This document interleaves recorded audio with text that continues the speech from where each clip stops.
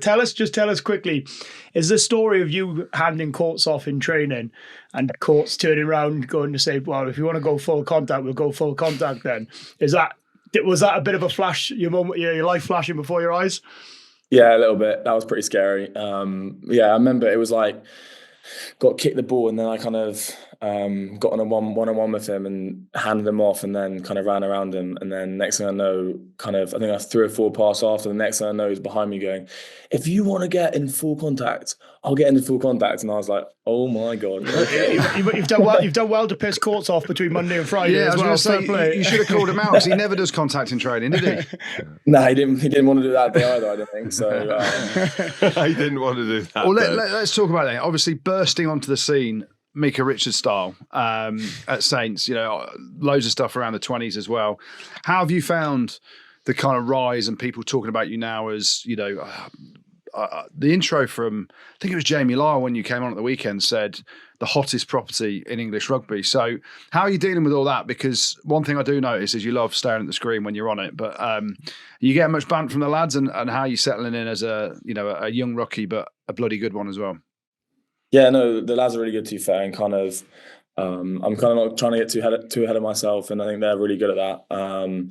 Especially Coldie texting you, Biggs. That's kind of I had a word with them tonight about that. So, but no, I'm loving my rugby at the minute, and I'm in a great group that's so young, and our backline and our forwards are so young, so it's a great group to be a part of. I'm loving my rugby. Yeah, there's a change of guard in all this with you youngsters coming through. Henry, we had Junior Kapoku on last week and he's calling every fucker out. He's calling out Maro, Nick Ezekwe, he's calling out his brothers. You're shaking your head, but you can give me more on that. And I saw Nick Ezekwe at the game and he's like, what the fuck? And Nick couldn't work out whether or not he was like grossly offended or like he was loving it. But with a player like you, look, I know you're going to be humble now. You sat there, you've got a few big weeks, you're trying to stay grounded. But if you are a confident character, which you clearly are, and the rumours have it you are, how do you deal with that balance of being confident but the whole team ethos and it was Seabrook at the weekend, he scored this, like how do you taper that? Because if that's in you and you naturally want to put that out there but people are telling you can't do that, just give us an insight into what you're advised as a youngster. I'd probably say you kind of have to put it in drips and drabs, I guess, because I think the last thing you want as a young kid coming through, especially in like in a team environment, is to try and be the center of attention and kind of the big voice the whole time, because I think pretty quickly you get shut down. So kind of, I guess for me personally, I'm quite confident, and I think I think on the pitch is where I kind of show where I am most confident. But I guess kind of as the more I play at Saints, the more I kind of get confident in that environment, the more I'll probably get louder and louder, I guess. Yeah, 100%. Now, it seems a bit weird talking to you without your head taped up because we just got used to that black tape around the head. And just I can actually pop down to the... Yeah, go and stick it on. Go and stick it on. Iconic. Yeah, that's your kind of thing. But let's talk about playing across the back row then, because you do play across the back row. And you've been mentioned as a possibility to be in the England squad over the last couple of weeks on form and all that stuff. What's your favourite position? Where do you want to see your long-term future? Or don't give us a bland answer of, I'm happy to play. What, for any level? Any level, any team. Where do you prefer playing? 6, 7, 8? I'd say 21, 20, 22.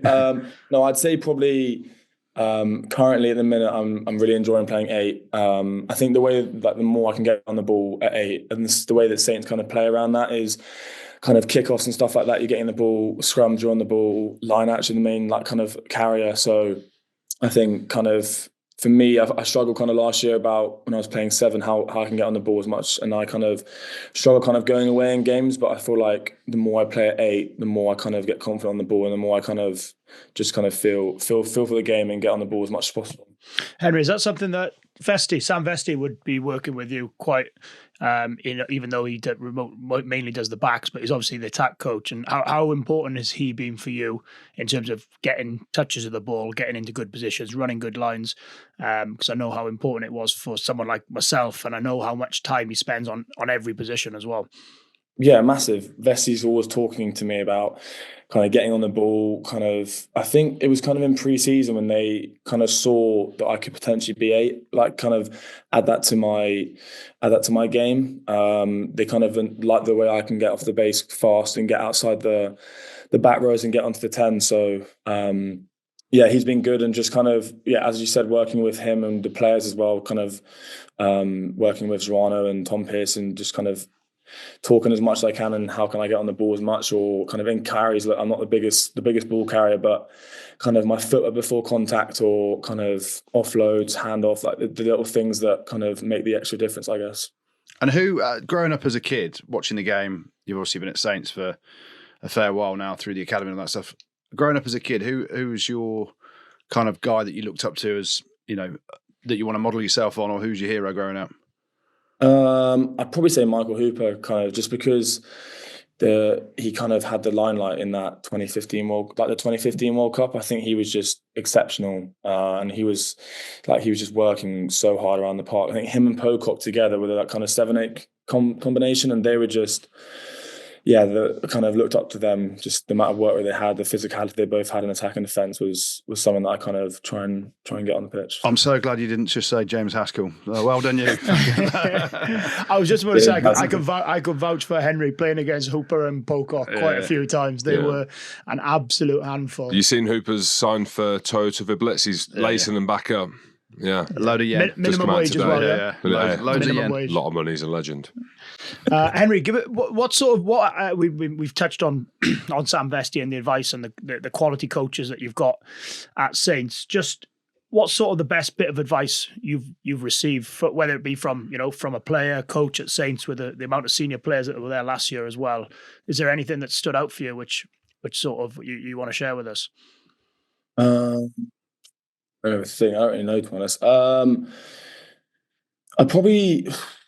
don't really have anything massive to say. I think the main thing was kind of when I came in from the academy, just kind of I went on the massive gym block, and I feel like I remember speaking to George Furback, and I remember speaking to him, and he kind of went through the same thing when he was younger, and he said that like this kind of 4-week gym block, because I was kind of frustrated that I wasn't going on loan out and playing or something. He was just kind of said to me that this 4-week gym block will actually help you so much in the future, kind of getting that base down of my weight and my kind of physical attributes. So I think kind of that, as young, kind of coming through, kind of, I'd say that's probably pretty big. Yeah, so that was the same advice for me and you, Goodey. Yeah. I'm really interested on this stuff, actually, Henry, being a father as well. My kids are into sport, but you lads specifically coming through now are a lot younger. You see it across the board in World Rugby, like Wallace Atiti, for example, like the age profile of some of these rugby players now.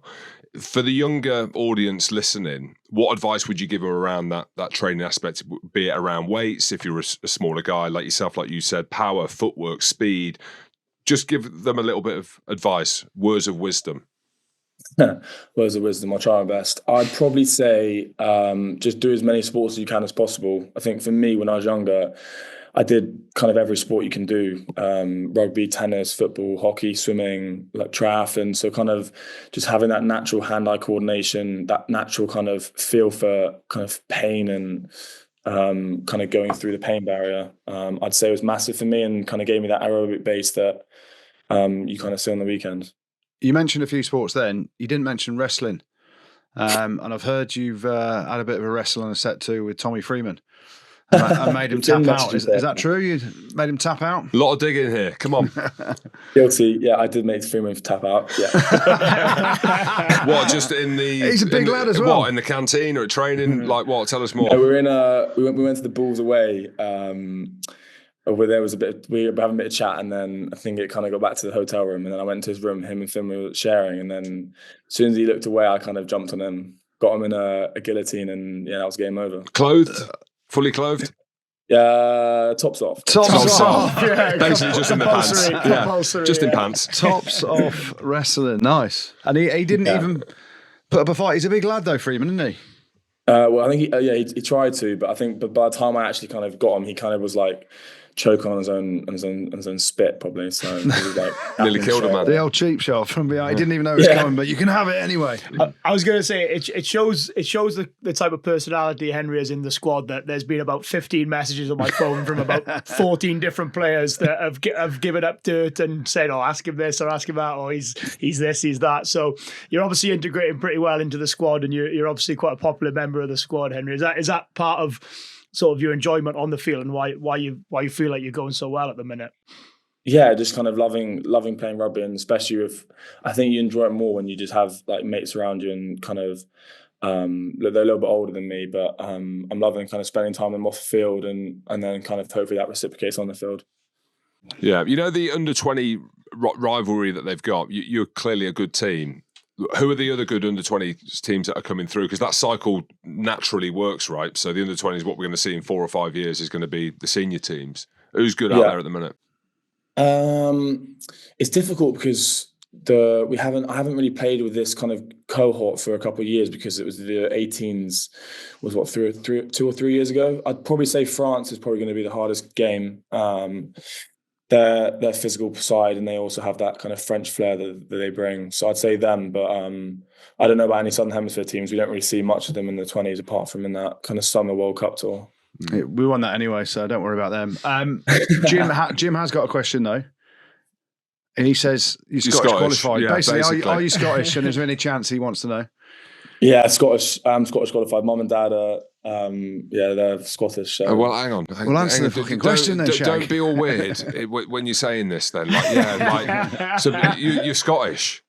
Are you not? Yeah. If your mum and dad are technically Scottish, he's English qualified. He's Scottish, but English No, qualified. but you're English by mum and dad Scottish. but you're English by residency. So I'm going to ask this. So where were you born?